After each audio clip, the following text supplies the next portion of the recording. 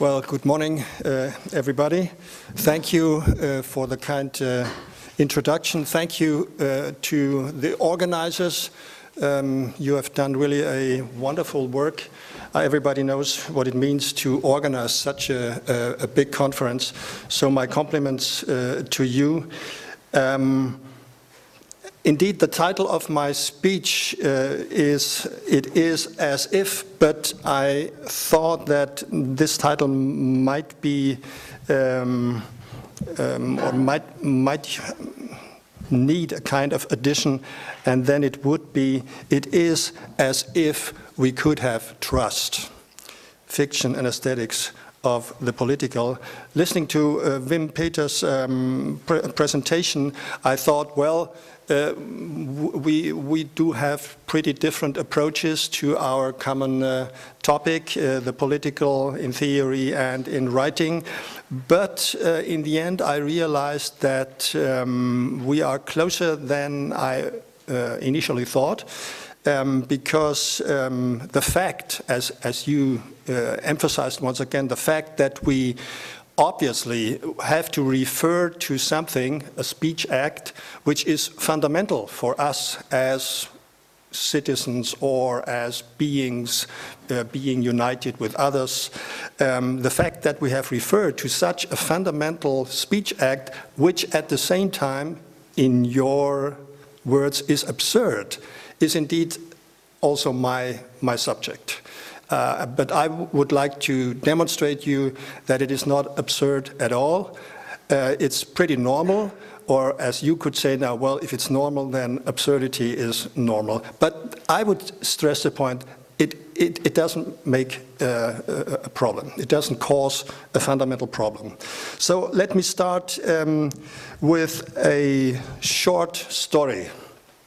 And in so doing, I draw upon an experienced German storyteller and philosopher, very well known in Gießen, namely Odo Marquardt.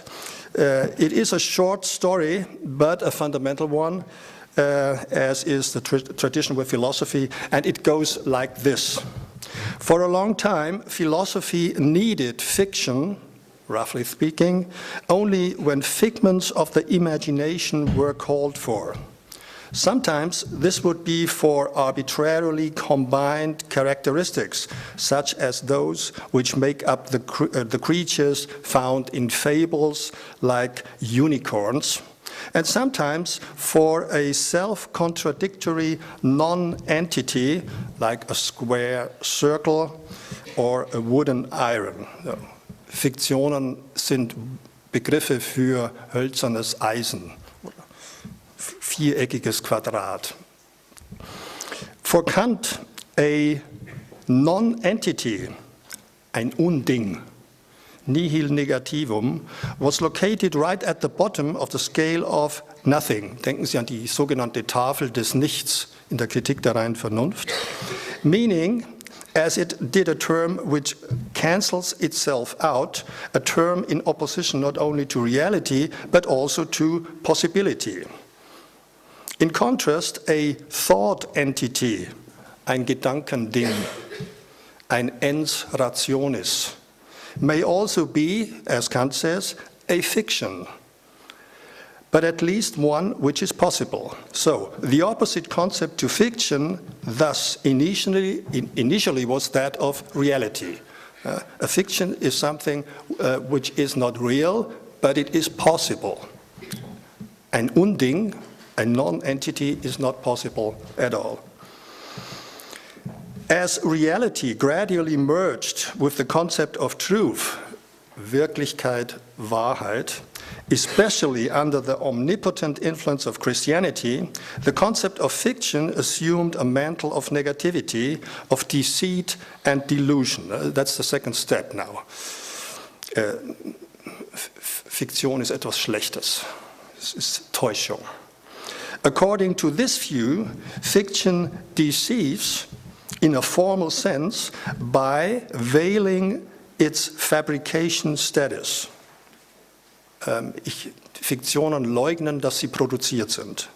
When Christian religion had to relinquish its power over science and philosophy at the end of the 18th century, however, a reaction to this development was the crystallization of an additional interpretation of fiction, believing it to be beyond the alternative between true and false, able to stand up in its own right. So das wäre jetzt eine dritte Bedeutung von Fiktion, beyond the alternative between true and false.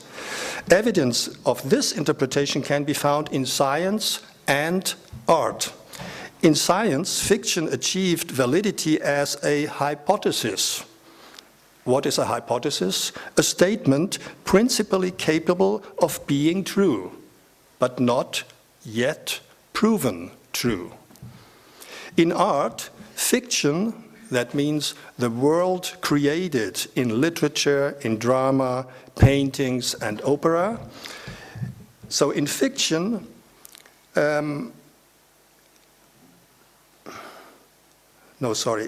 art, fiction was viewed as facilitating an area of truth, as presenting metaphors and images which were potential candidates for the truth. So you see, this is a new shift in the concept of fiction, that fiction is the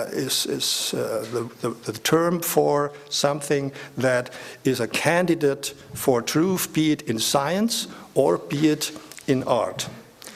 A final interpretation of the concept of fiction which emerged was that of self-reference. Das wäre dann die vierte Bedeutung, die wir beobachten können concerning the concept of fiction. Here, fiction refers to itself. In other words, it does not attempt to conceal the fact that it is imaginary, that it is fabricated, created. In so doing, it can itself stake a certain claim to truth and not just facilitate a potential truth. So this can also be found as a rudimentary concept in the work of Kant, before it was tackled explicitly by Hegel, and Adorno, in my reconstruction, would be the last famous person who refers to fiction as a self-referent concept. And self-reference means I do not hide that I'm fabricated. Das Gemachtsein ausstellen. The following generation, so the post-Hegelian generation, led by Nietzsche, was to witness the unfolding of the last, so das wäre jetzt in meiner reconstruction the fifth stadium, the last chapter in the history of fiction, at least for the time being, and this is the fundamentalization. Ich übernehme einen Begriff von Marquardt, die Fundamentalisierung der Fiktion. What for millennia had been known as the truth now became a lie in an extra-moral sense, eine Lüge im außermoralischen Sinn, Nietzsche, a kind of self-delusion without which the human species could not survive. It's an illusion without which we cannot survive. Truth had now become a necessary and fruitful fiction. The explicit link to Kant led on to a philosophy of as if. Hans Feinger, in the end of the 19th century, its author, emphasized the productive, heuristic, die heuristische Funktion of fiction in the sciences. A final and prominent place within this short story is awarded to Jürgen Habermas's discourse theory. Its counterfactual assumptions, die kontrafaktischen Annahmen, and idealizing suppositions, die idealisierenden Unterstellungen, were once again to lend a validity to the concept of necessary fiction in a term of truth theory. So ends the short story. Wir haben mindestens 5 Bedeutungen von Fiktion. If one asks oneself why the European history of the arts should have led to such a fundamentalization of the fictitious, then, bearing in mind Hans Blumenberg's Die Legitimität der Neuzeit, the legitimacy of the modern age, which Odo Marquardt in fact does. He refers to that large theoretical concept of Hans Blumenberg, one might venture the following major theory, and I quote once again Odo Marquardt: "The eschatological destruction of the world is the trauma, das Trauma post Christum natum, that the here and now is seeking to counteract by living, and that philosophy is seeking to counteract by thinking." End of quote. Ultimately, fiction helps. Fiction permits a, noch einmal Marquardt, counter-eschatological reinstatement of the world in an as-if mode. Eine kontereschatologische Wiederherstellung der Welt im Modus des Als-Ob. As implied, this is a very daring theory.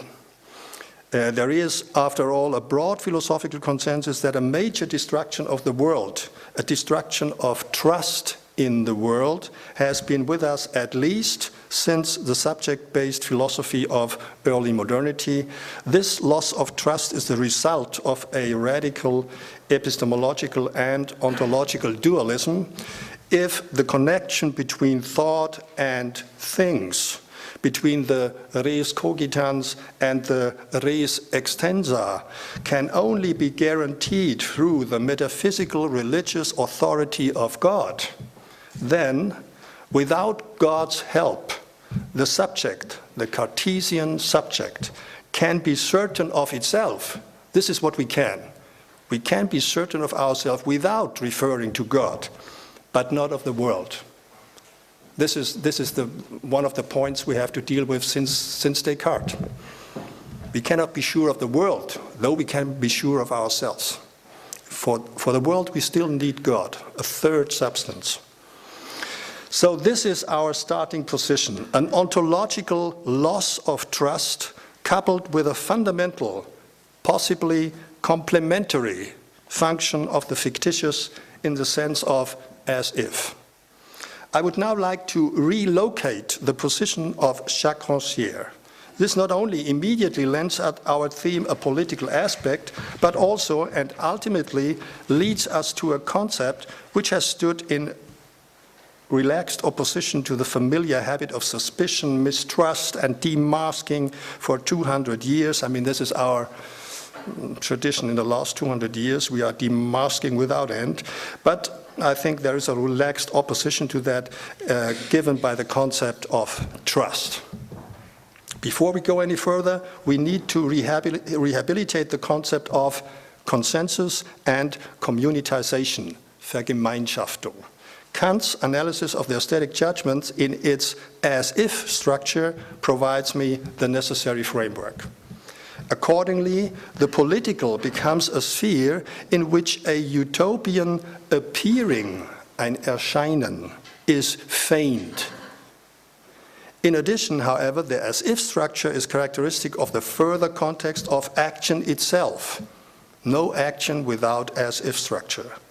The as-if structure as a description of fiction is thus, in an aesthetic, political, and everyday context, at the same time, a description of trust. It is simultaneously uncertain and fundamental. So here you see the point why I think that we have to discuss more than we discussed right now. It is uncertain and fundamental. So let me start with the consensus-dissensus debate. Just how fundamental the status of fiction for contemporary philosophy actually is can, as I inferred earlier, be ascertained prominently for the theory of truth linked to the name of Habermas and to the concept of consensus, a concept which, from the standpoint of recent demasking theorists, has become severely discredited. It should be noted that while Habermas introduces the concept of consensus within the framework of a theory of truth, to a certain extent it is also socially and politically relevant. For to Habermas, as a successor of Kant and Hegel, modernity appears to be characterized, amongst other things, by the inevitable pressure of the discursive, of justified utterances to the effect of yes or no. In other words, the exchange of arguments and changing points of view. But such an exchange would make no sense were it not to take place on common ground, on shared convictions. So the exchange of perspectives needs a common ground, otherwise it wouldn't be an exchange. In a real case, such a result can of course be dissent. There then exists at the meta level a consensus concerning the fact that at the factual level there is no consensus. There is a consensus about the fact that we don't have a consensus. This is the minimal consensus we need, above all in political struggle. In contrast, for more than half a century now, the philosophy of dissent has stressed that at the very root not only of politics but also of language itself as we use it, a conflict is present which cannot be resolved. A rule of judgment which could be applied to both sides of the conflict, to two different ways of thinking, is missing. In the style of Kant's analysis of the sublime, Jean-François Lyotard coined the term différent. It soon becomes obvious that Lyotard himself requires a contrasting term, or rather a contrasting image, namely that of an archipelago, a cluster of islands, in which each island stands for a heterogeneous method of discourse. They can be connected by as Lyotard says, a ship owner or an admiral. In other words, the capacity of judgment. This connection should consist in nothing other than a continual repetition of the statement that the methods of discourse are heterogeneous and cannot be connected. And yet, the way to refute this is obvious. The statement itself presupposes that the person uttering it has always already made the connection. There is no connection, says the one who makes the connection by saying there is no connection. Thus, a différent cannot occur until the two conflicting parties, for Kant they are imagination and reason, acknowledge their conflicting claims, in other words, comprehend each other. According to Lyotard, now this is a quotation of Lyotard, it is patently necessary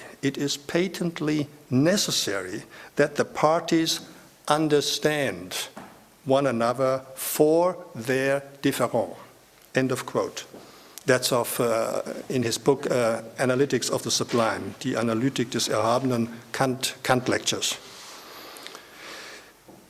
This rapid reminder seems necessary to me as a reminder to Lyotard, because like so many other theorists in the French language field of discourse, Rancière joins in enthusiastically with the philosophy of dissent and difference, immune to the formal and fictitious sense of the concept of consensus. So this is what I want to point out. The concept of the consensus has a very formal and fictitious meaning. And this is something, in my opinion, the complete French discussion does not acknowledge. And one of the reasons why there is no understanding, a substance of understanding. He does point out, Rancière, that the concept of the different must not be confused with that of political disagreement, mésentente, and to me that seems justified insofar as Lyotard's focus on language stands in opposition to Rancière's focus on perception theory, aesthetics, history, and sociology.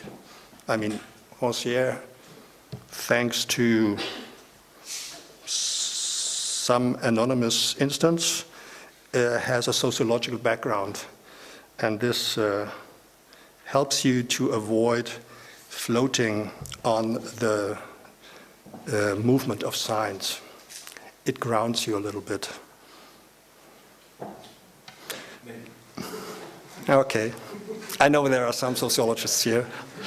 I quote Rancière, disagreement, mésentente, is less concerned with arguing, as it is with Lyotard, than with what can be argued. So with what can be argued. It concerns the tangible presentation of the object of the dispute. End of quote. But even for Rancière, consensus democracy means, I quote, that idyllic state in which the dispute and thus politics has disappeared behind the regime of opinion and right. Rancière also calls this post-democracy. However, it is important to be clear about the fact that an essential part, even half, of this post-democratic consensus is based on feeling. According to Rancière, consensus democracy is bringing together the one of the law and the one of feeling, the bringing together of the power to agree and to enter into contracts with the power to consent. It thus, at the same time, somehow brings together two great figures of political philosophy, so-called, he calls it that, archipolitics, Archipolitik, for which Plato provided the model, and the modern contractualistic variant of parapolitics. So the Parapolitik is contractualistisch, Hobbes. The bad reputation held by the concept of consensus is thus due not to the semantics of the Habermas Frankfurt School, which includes it in the concept of discourse, I mean the argumentative, mutual problematization of claims to truth, but the bad reputation of consensus rather is due to a combination of the modern principle of power and contract assigned to Hobbes and the ancient principle of ethos assigned to Plato. Consensus is bad for Rancière because it makes the law of cohabitation a matter of contractual exchange as well as a matter of feeling. So this is my first point. Where does it come from that the French tradition, and in my case above all, Rancière, is so critical about consensus? I say this is so because he reconstructs the concept of consensus, at least to the half, as a concept based on feeling. Community, Gemeinschaft, based on feeling, combined to the Hobbesian model of contract, Verträge schließen. And this makes it, in the end, a concept of mere opinion. Now, let me do my second small step and talk about the aesthetic community. For Rancière, the matter is not dismissed now this simply. So, yeah, he does not only say, well, consensus is bad because it is based on a combination of contractualism and ethos theory of Hobbes and Plato. That's it. No, he goes on. For he refers at a crucial point in his own concept of politics to the idea of an aesthetic community. And this is now positive. Moreover, he does so within the framework not only of his concept of politics, but also of his concept of aesthetics. In the modern age, the so-called aesthetic regime, art for him is a, I quote, visualization which communitizes the ideas.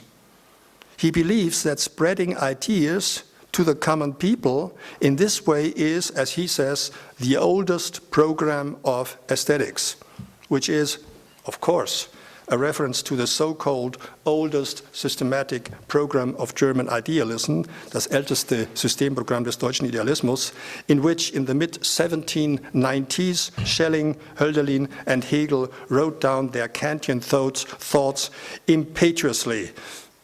This is the English translation for ungestüm. And thus, I would like to add in a very non-Kantian manner, können wir uns Kant ungestüm vorstellen? Schwierig. Selbst nach den neuesten Biografien, die uns immerhin einiges liefern über die Person Kant. Kant also provides keywords for Rancière.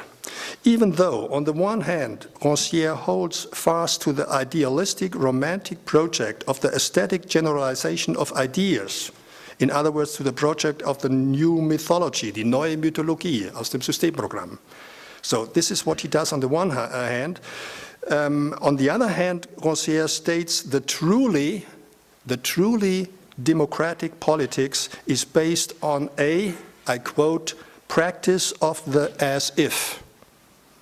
And I quote again, this is a practice that opens up an aesthetic community in Kantian fashion, a community that demands the consent of the very person who does not acknowledge it. End of quote. A community that demands the consent, die Zustimmung fordern von einer Person, die diese Zustimmung verweigert. This is an aesthetic community. End of quote. It's a quote from Disagreement, Mésentente, das Unvernehmen. Kant actually does analyze the argumentative logics of aesthetic judgment as a logic of the as-if. Accordingly, I give you some quotations from the Critique of Judgment, aus der Kritik der Urteilskraft. One, I quote, must believe that one has reason to expect a similar delight from everyone. Ein ähnliches Wohlgefallen bei jedermann kann man erwarten. In other words, one believes, man glaubt, to have a universal voice, eine allgemeine Stimme. An aesthetic judgment is an imputation, ein Ansinnen, a request, eine Forderung to everybody to agree, and maybe the English words to consent and to acclaim are closer to the German word zustimmen, in which you can hear the noun Stimme, meaning voice. This agreement, so this aesthetic agreement takes place not on the basis of concepts or logical arguments. It takes place simply through the agreement itself, through confirmation by others. Kant also says that we solicit everyone else's assent. Wir werben jedermanns Zustimmung.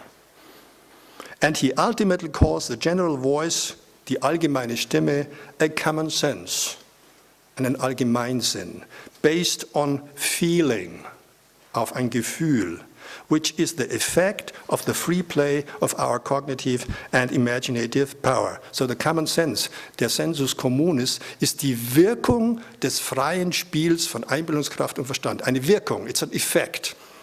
Das ist der Witz der kantischen Sensus communis Konstruktion. It's a result of a play between our cognitive faculties.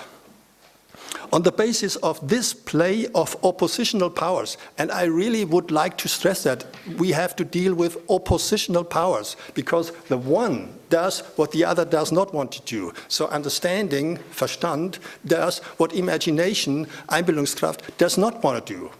I want to have rules, or I want to have images.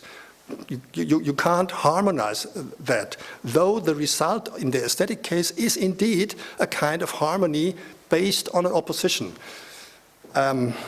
Usually we read Kant as a harmonizing aesthetic theorist, and we don't see or hear that this harmony is based on oppositions. So on the basis of this play, it is possible to speak of the aesthetic as if it were a conceptually substantiated fact. In an aesthetic judgment, we maintain something which we cannot prove, but do so as if we could prove it. I would say this is the point of Kant's reconstruction of an aesthetic judgment. We maintain something which we cannot prove, but do so as if we could prove it. Somehow we are convinced that we could prove it, though we know we cannot prove it. So once again, we are within a structure that our French friends would like to call a paradox. It isn't a paradox. Just spell it out. Just look at it closely, then you see it's not a paradox. This has to do with our French yeah, with the French tradition of, but maybe we come back that in the discussion. So, following Schiller's interpretation, Rancière declares this aesthetic act as the leading example. This is the leading example for political utopia, while to a certain extent remaining loyal to its Kantian origins. In political terms, one demands a right, aesthetically by acting as if this right were already a reality. In other words, by proclaiming its fictitious status to be reality. A prominent example of this is women's rights in the context of the French Revolution. According to Rancière, women could demonstrate proof through public action. Demonstrate means proving through public action, at least in that case. Two things. Firstly, that the rights owing to them by virtue of the Declaration of Human Rights were denied them. And secondly, that they possessed the rights which the Constitution, the French Constitution, omitted to grant them. Following on from Rancière, we may observe that, provided it does not merely accept whatever is given at the time, whatever is perceived and said, politics is dependent on the as-if mode of acting, on feigning, fingieren, something as real which is not real. Etwas als real fingieren, das nicht real ist. On maintaining, this is my way of redescribing it, on maintaining that something is proven, universal rights, when it is not proven and may even be unprovable. This is the Kantian reformulation. To this extent, politics shares an essential element with aesthetics, namely the aesthetics which were the provenance of Kant. So insofar we do have indeed a common element, the feigning character. But to be sure, politics has one essential element which is far removed from aesthetics, and that's the element of equality. Indeed, according to Rancière, politics only exists through the principle of equality. This is something we did not talk about very often during the last days, I would say. This kind of a priori definition of politics. Politics is politics of equality, and therefore it is emancipatory, or it isn't politics at all. I mean, this is a very strong thesis, and you have to have good arguments to prove that. And I'm not sure whether a priori arguments are good in doing so. So there is a similarity in the as-if structure, but there is at least one big difference between aesthetics or art and politics, and that's the element of equality. In a certain respect, aesthetic communitization acquires an anti-romantic accent here. So it sounds to be anti-romantic. I am convinced that prominent French language philosophy pursues the romantic metaphysics of a primacy of the non-identical, and that in political terms, especially for that tradition which started in the early 1980s, with a book by Lacoux, Labarthe, and Nancy, one needs to speak not as Oliver Marchart does it, or let's say not only a left Heideggerianism, I mean, Marchart really argues very, very fine for that, but of a left romanticism. So I would say the whole tradition where this comes from, the primacy of the non-identical, the primacy of something which cannot be determined, and we call that event or something else. This is 200 years old. This is still within the romantic tradition. And yet I'm also convinced that for Rancière, at least for him, the issue is far more tense and thus conceived of in a more balanced way. Accordingly, art in the 20th century, and especially film, is not a harmonizing sensualization of ideas to serve the people, die neue Mythologie, but the sensualization and thus communitization, die Vergemeinschaftung, of a confrontation It's about a communitization of a confrontation, of a contradiction of two worlds. The consensus consists in the dissensual. The disparity is the link. The disparity is the link. Where are we able to learn that? Especially when we look at the aesthetic way of arguing, of talking. Maybe we would say an aesthetic discourse is typically determined by that kind of connecting propositions. New protagonists are forcing their way more or less violently onto, as Rancière says, the common stage. It's a stage, eine Bühne of politics. The only thing the protagonists have in common, but we might ask, why only? What is the only? What does only mean in that case?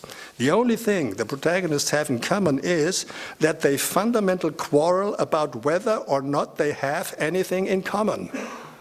I mean, is there something more basic for us than quarreling about whether we have something in common or not? Whether there is anything between. The between is the interesting thing that links the parties together. And of course, if we open that track of argumentation and theory, we would end up in the Hannah Arendt line, or maybe Jean-Luc Nancy line, a little bit like Oliver Marchart did it yesterday. So let me stop with two statements.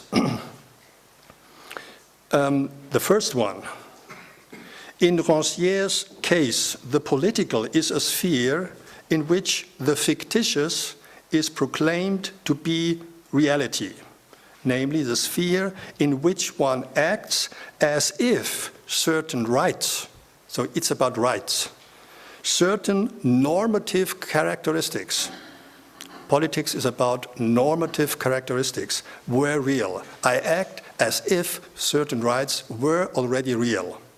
Translated into the language of Kant, it is a sphere in which one asserts something one cannot prove as if one could prove it. I assert something which cannot be proved as if I could prove it. In the case of politics, the object of that assertion, once again, is a right, a normative characteristic. This distinguishes politics from aesthetics. It's really a distinction. Aesthetics is not about rights. But what links the two is that the assertion is characterized in general by an as-if structure, and in particular by a community structure bringing together unity and separation, the consensual and the dissensual. This is the link. However, the as-if structure is not only a feature of aesthetic and political judgment and action. In a specific sense, the as-if structure can also be demonstrated for moral action, above all in a Kantian context. When Kant speaks about the postulates of pure practical reason, die Postulate der reinen praktischen Vernunft, then we can translate it and say, we have to act as if God existed, otherwise we cannot be sure, we cannot have a feeling of certainty that our morally imperative actions will have a good outcome. This is a possible interpretation of Kant's postulates of pure practical reason. So also here, in the moral context, we could argue for the as-if structure. In a peculiar way, and this is a point where I'm much more interested in a peculiar way, this as-if structure is also characteristic of action itself. All actions have an inherent fictitious element because it is never totally calculable, because uncertainties will always remain.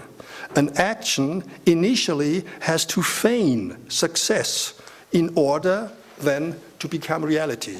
Das ist die Grundstruktur des Handelns. Nochmal mein Appell an die Soziologen, ja? Wir würden nicht handeln, wenn wir nicht fingieren würden, dass das Ziel unseres Handelns realisierbar ist. Insofern leben wir alle auf dieser fiktiven Ebene.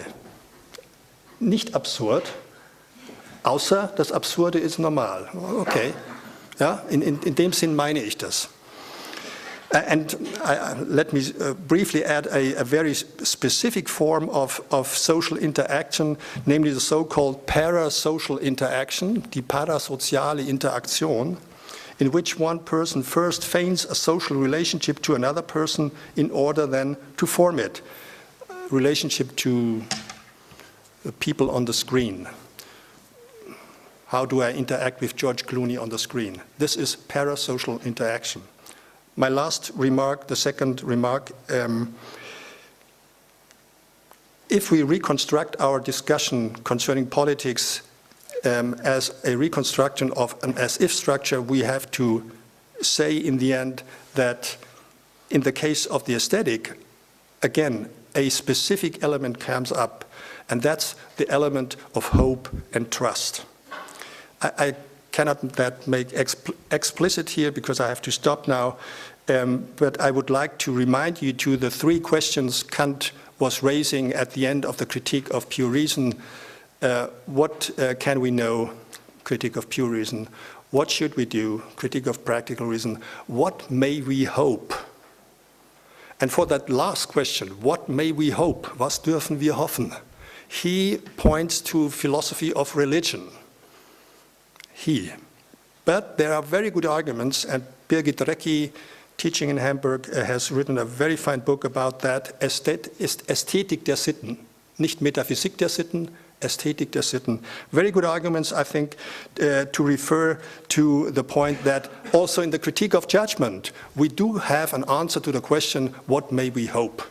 A famous quotation of Kant is, beautiful things announce that human beings belong in the world, that human beings fit in the world, that they match the world. Schöne Dinge zeigen an, dass der Mensch in die Welt passe. Punkt. Reflexion des vorkritischen Kant. So what does that mean? An aesthetic experience can give us back our hope and trust in the world because in its playful structure, its exciting balance of images and concepts, it awakens a feeling of agreement, correspondence, consonance, consensus, which invites one also to conclude such an agreement, correspondence, consonance, consensus between the self and the world. The idea of hope and trust then is nothing more, but also nothing less than an attitude of as if. Thank you very much for your attention.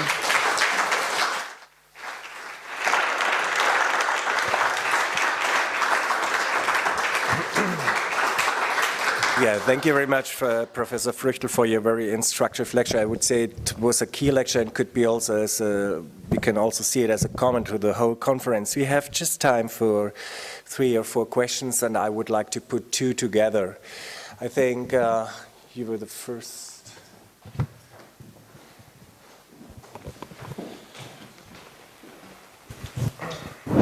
Okay, to make this very short and poignant, I'll try at least. From your perspective of a rehabilitation of a minimal consensus, where does that demand of the imputation of the as if end? Where is there any criteria you could offer from that perspective as to at which point we would have to say no, the whole ball game is actually crooked? The parties that are apparently agreeing that at least they are disagreeing are not the parties to whose human rights, for instance, they actually refer, and the voices that we would need to actually perform this struggle are lacking.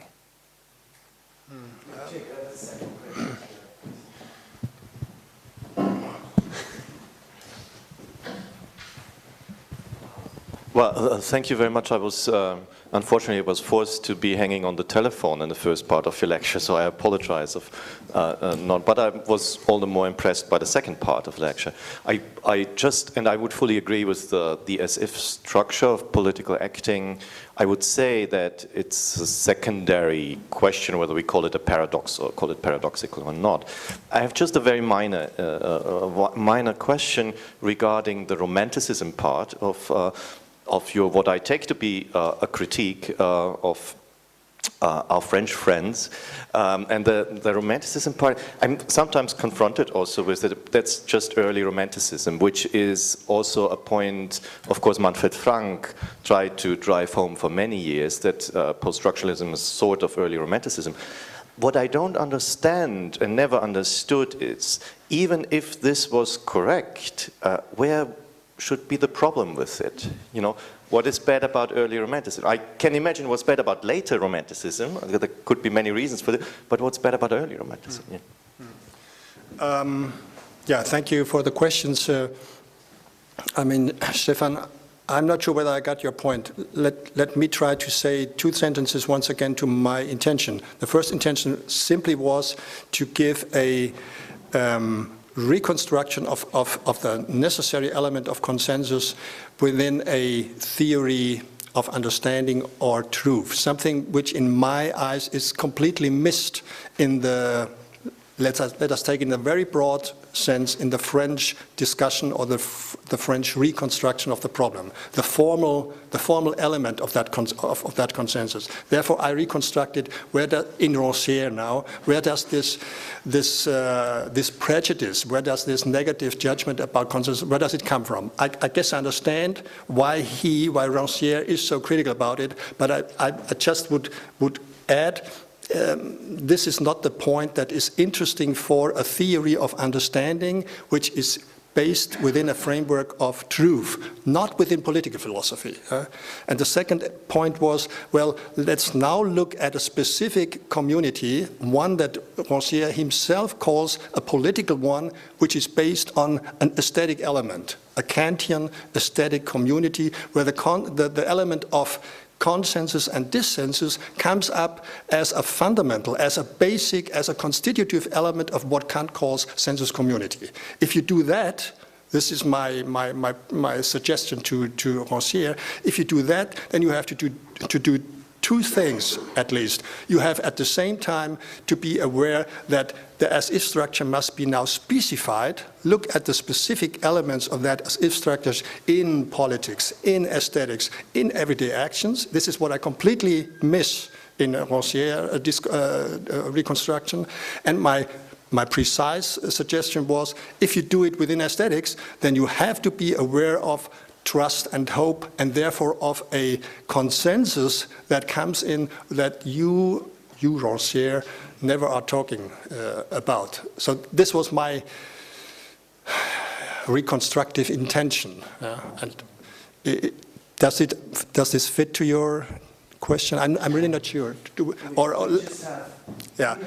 Now we are out of time, and I have three more questions, and I really ask for short questions. I come back to you. Otherwise, we have. Just a short answer to that. I agree that it doesn't make sense to go on with that. Let's say Manfred Franksche bashing of our French friends.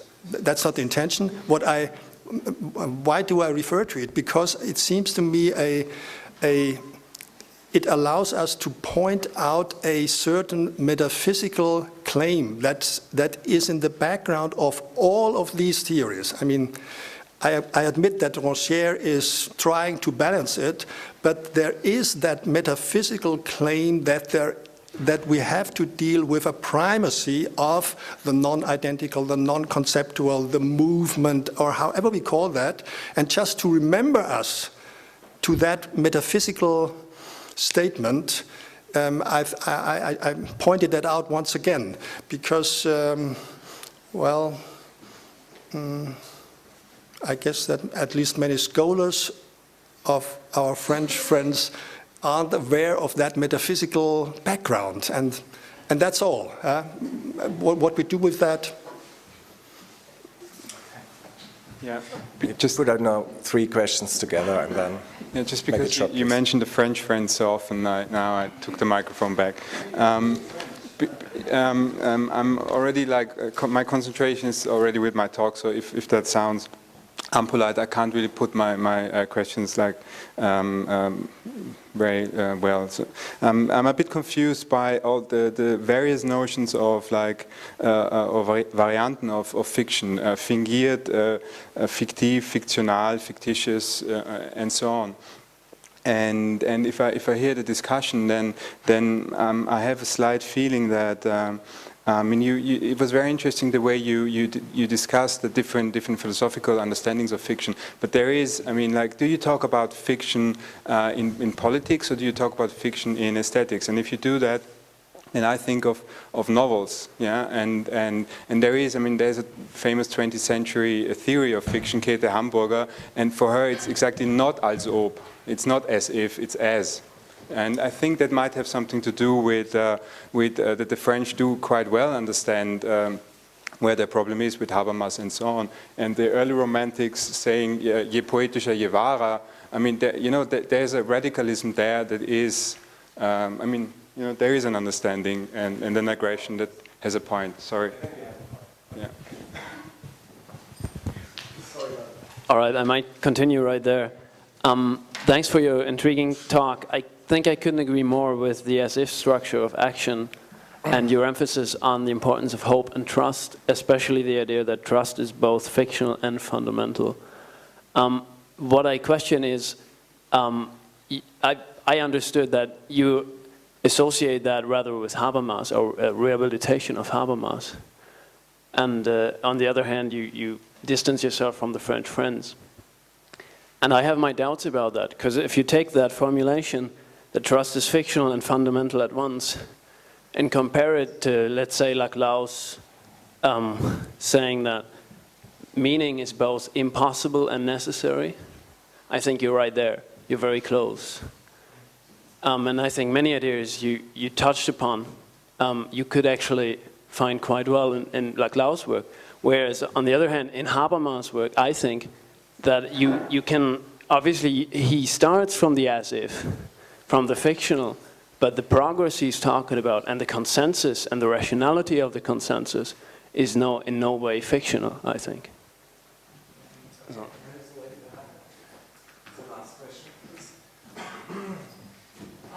Two short questions, one concerning the relation of fiction and truth. There are 2 ways of understanding the consequences of, the finite, die Endlichkeit, entering into the concept of truth. One would be nihilism, and one would be fallibilität, right? Fallibility. And the one would, draw the consequence that we can never trust, can never have truth, and the other, and this would result in indifference to truth in each situation. That would be nihilism, and the other would be, a processual notion of correctability, perfectibility, and truth. And the other question concerns 2 usages of the as-if. It's not a short question. Yes, we are here for a discussion, right? Okay. Yeah, turn. Yeah. We are really 15 minutes over time. Yeah, so, yeah, turning off women. Okay, so the 2 usages of the as-if, the one is as if God existed, and that would be that an order is there that guarantees our action in a certain sense, and the other notion of the as-if is the one that Rancière is referring to with the law of demonstration, right? So we appeal to a certain future other order, and that is a different notion of universality, namely a historical dynamic one, as opposed, I think, to the as-if God existed. I'm not sure. Yeah, I know that I have to be very, very Just try it 5 minutes. It's okay. short now. Juliane, this, in my mind, this would be a longer discussion. I just take your question. I take it with me, and I hope everybody else does, because I could not give a short and satisfying answer right now to you. I have to think it a little bit over. It's too complex for me, so I just take it with you. Take it with me. Concerning your question, I know Katie Hamburger's writing. I think that she completely misses the point when it's about, you won't be surprised, when it's about as if or the mode of an as. The as, in fact, is an as if. I mean, we can't discuss that out. I just tell you that I don't agree with that. And if the young romanticists say, well, the more poetical a language becomes, the more it becomes true, well, I want to know what true means in that context. And then I would say something like my objection comes up, that they work with a primacy of the non-identical. A primacy, yeah? They know that there is a dialectical relationship between utterances and which is not uttered. But so we have a critical, I realize, I hope there is consensus that we have a dissensus on that. And concerning your point, briefly, I mean, for Habermas, the fictitious status is really fundamental. Concerning the theory of truth, we must admit that this works only on the basis of fictions, idealized suppositions within the theory of truth. What the consequences are for the political philosophy and social philosophy is a second question. I didn't spell that out today. I just hinted at the first point. So let me just cut it here. And a short answer to Laclau and the way he reconstructs it, I would say, well, this is the language, this is the vocabulary I know from post-structuralist theories. I call it, or let's say, Derridian theories. And the starting point of that is still a dualism. And the dualism leads us to the permanent statements of paradoxes. So if I give you a very short answer, where does this French love for paradoxes come from? It's an amour fou, of course. Yeah? You can't do it without it, but you won't leave it. That point. Where does it come from? It comes from a certain framework, a dualist framework. And the sociological one, what I call the sociological one, the theory of action in the background, would give us let's say, a more pragmatist approach to the problem of absurdity as being something normal. I'm really not satisfied with that dualist background, which is present also in Laclau. And therefore, though you are right, I agree with you, I see that there is similarity. But in the end, it's not a pragmatist approach that seems to me, less burdened. We don't have so much epistemological and metaphysical burdens to carry on.